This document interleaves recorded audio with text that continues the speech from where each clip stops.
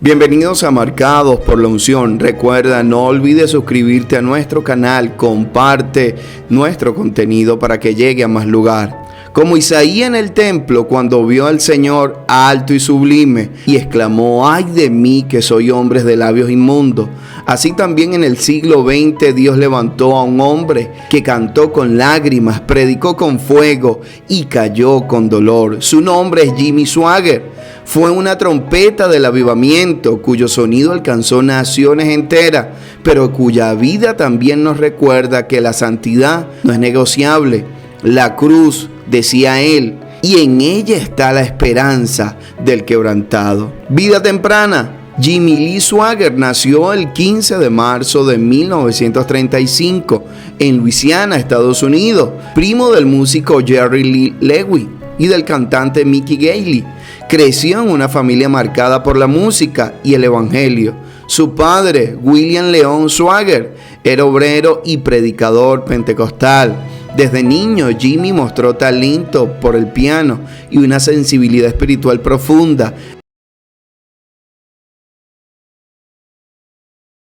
En medio de la pobreza rural del sur estadounidense, su fe se formó entre cultos de avivamiento, himnos y predicaciones ardientes. A los 17 años se casó con Frances Anderson, con quien tuvo su hijo Donnie Swaggart.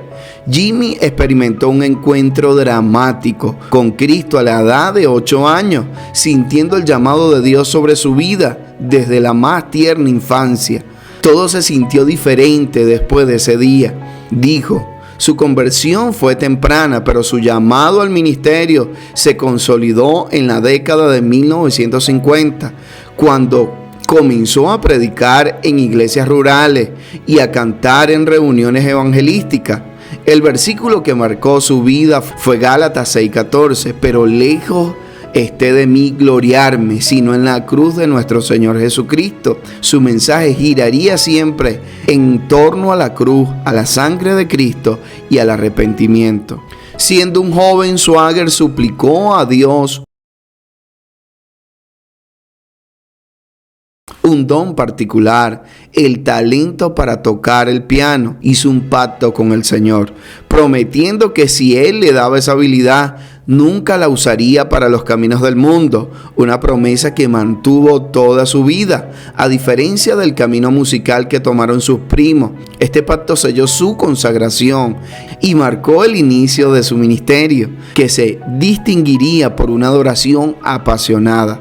En 1955 comenzó su obra evangelística de tiempo completo, predicando desde un remolque plano donado, mientras su joven familia vivía en la pobreza, dependiendo de la provisión de Dios. Ministerio. La obra de Jimmy Swaggart se expandió de manera prodigiosa, utilizando todos los medios a su disposición para llevar el evangelio. Los primeros frutos. En la década de 1960 comenzó grabando álbum musical de gospel y fue ordenado por las Asambleas de Dios. En 1961 fundó una pequeña iglesia y el Centro de Adoración Familiar en Luisiana. En 1980, el auge del televangelismo. Su programa se transmitía en más de 3.000 estaciones y llegaba a más de 500 millones de personas en 140 países. Cruzadas mundiales y obra social, década de 1980. Swaggart y su equipo realizaban hasta 15 cruzadas al año en más de 40 países, llenando estadios con hasta 100.000 personas. Su ministerio trascendió la predicación, financiado y construyendo escuelas, iglesias y colegios bíblicos en Centroamérica, Suramérica e India, proporcionando educación y al menos una comida caliente al día a miles de niños. En 1984 fundó Jimmy Colegio Bíblico Swaggart para formar ministros pentecostales. De 1991 al 2025, restauración parcial. Continuó predicando y cantando y transmitiendo desde su iglesia local. Su hijo Donnie asumió roles de liderazgo. El ministerio se mantuvo activo hasta su fallecimiento el 1 de julio del 2025. En 1995 lanzó la red de radios online Y en el 2009, la red de radiodifusión Sonlight, una cadena de televisión cristiana internacional que continúa transmitiendo programación desde su centro ministerial en Luisiana. Estilo y características distintivas. Estilo intensamente emocional, pasión, lágrimas, invocación del Espíritu Santo, uso extensivo de la música gospel como un puente para abrir el corazón del oyente, enfoque en la santidad, el arrepentimiento, la separación del mundo, predicación dura contra la carne, contra el pecado visible, utilización del poder de los medios masivos como herramientas misioneras y evangelísticas, milagros y testimonios. Si bien los relatos de sanidad y prodigios eran parte de la narrativa de sus cruzadas, aquí detallaremos algunos.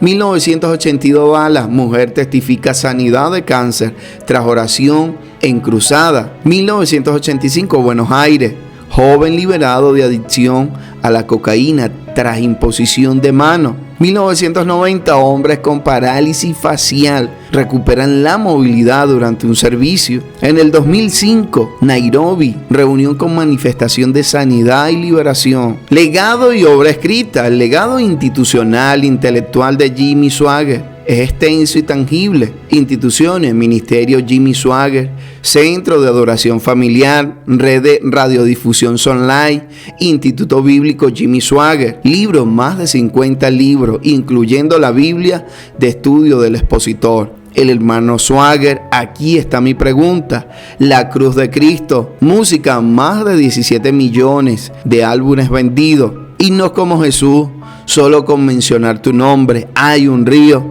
Influencia: pionero en el televangelismo, inspiró a generaciones de predicadores pentecostales. Su estilo marcó la predicación carismática en América Latina. Fracasos y controversias. La historia no estaría completa sin la mención rigurosa de las caídas, que se relatan no para condenar, sino como una advertencia solemne del que piensa estar firme. Mire que no caiga. 1 Corintios 10:11. El escándalo de 1988 y la confrontación. La caída pública del hermano Jimmy fue profundamente dramática. Después de haber denunciado a los pecados de otros ministros como Jim Bakker, Marvin Gorman, fue el mismo Gorman quien en 1988 presentó a los líderes de las Asambleas de Dios fotografía de Swaggart con una prostituta en un hotel de Luisiana. Fue entonces cuando el 21 de febrero de 1988 Swaggart se dirigió a su congregación y a su audiencia televisiva con los ojos anegados en lágrimas, en un sermón que le dio la vuelta al mundo. He pecado contra ti, mi Señor, y pido que tu preciosa sangre me lave y limpie cada mancha. Los líderes de las Asambleas de Dios lo suspendieron de su ministerio por un año. La recaída en 1991 y sus consecuencias. La restauración fue corta.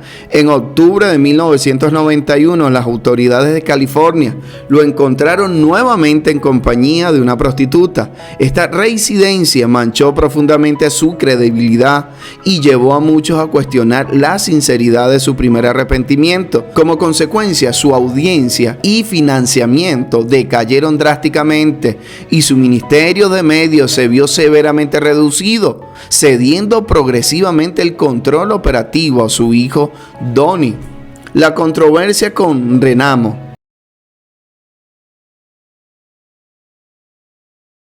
Más allá de los escándalos personales, su ministerio se vio envuelto en una grave controversia política. A lo largo de la década de 1980, el ministerio Jimmy Swaggart fue acusado de promover y proporcionar apoyo material a Renamo, un grupo de rebeldes de Mozambique respaldado por el régimen y acusado de cometer crímenes de guerra. En 1985, fuerzas gubernamentales capturaron la base de Renamo y encontraron entre los materiales abandonados montones de la publicación de Swaggart, Cómo recibir el bautismo del Espíritu Santo, traducción al portugués, lo que sugería un vínculo directo. Su caída fue pública y dolorosa, pero su arrepentimiento fue genuino. Su vida es testimonio de que la gracia de Dios puede restaurar, aunque las consecuencias permanezcan.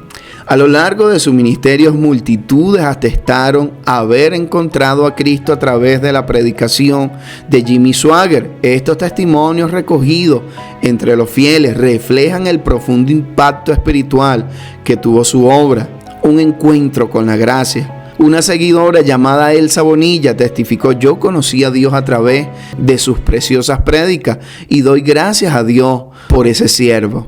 Un llamado a la misericordia. Tras su escándalo público, otras voces dentro de la comunidad cristiana abogaron por la compasión en lugar del juicio. Fabiola Mora destacó las palabras de Billy Graham sobre Swaggart. Espero que esto lo comprendan muchos cristianos que presumen la santidad difamando a otros. Un gran hombre de Dios como Billy Graham, quien dijo: si le pasó a Jimmy, puede pasarme a mí. Abogó por sanar y levantar al soldado caído.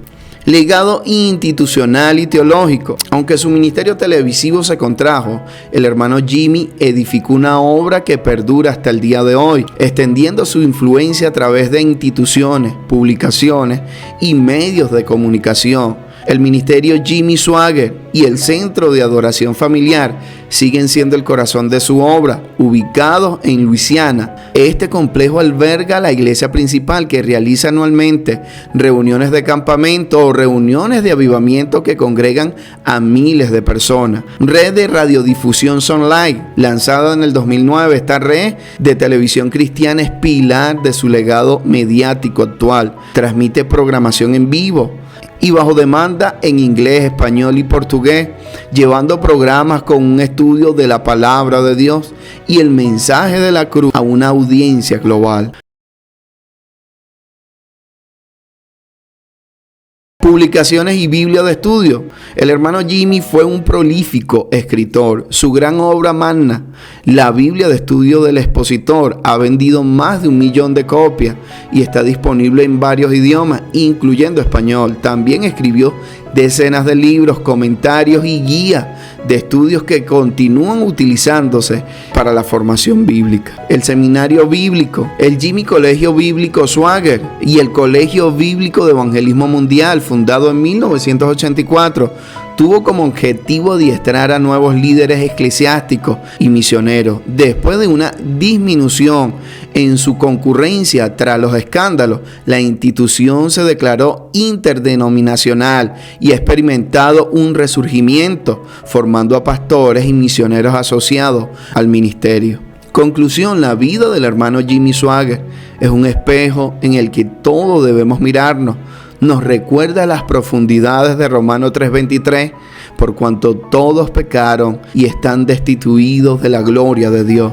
Su historia es un recordatorio solemne de que los dones y el llamamiento de Dios son irrevocables, según Romanos 11:29, pero que el carácter debe edificarse con temor y temblor alrededor de esos dones. Su caída nos enseña sobre los peligros del orgullo espiritual y la autosuficiencia y la falta de rendición de cuentas genuina. Su restauración, aunque imperfecta y cuestionada por muchos, habla de un Dios cuyo poder se perfecciona en la debilidad. Segunda de Corintios 12:9. La lección para nosotros hoy no es juzgar al siervo caído, sino humillarnos, examinar nuestros propios fundamentos y rodearnos de una comunidad que nos sostenga en oración y responsabilidad. Dios te bendiga.